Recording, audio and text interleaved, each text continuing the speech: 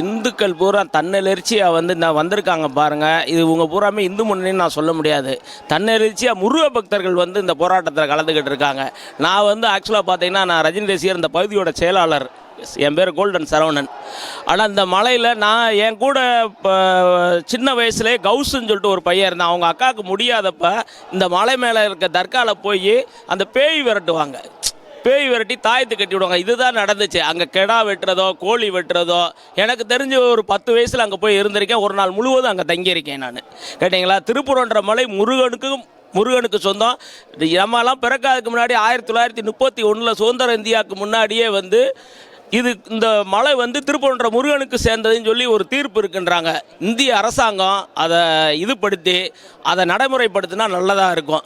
இங்கே ஒரு பாபர் மசூதின்னு இன்றைக்கி கோர்ட்டில் சொல்லியிருக்காங்க. இங்கே பாபர் மசூதி மாதிரியா இருக்குது? சொல்லுங்கள். அப்படியெல்லாம் எதுவும் கிடையாது.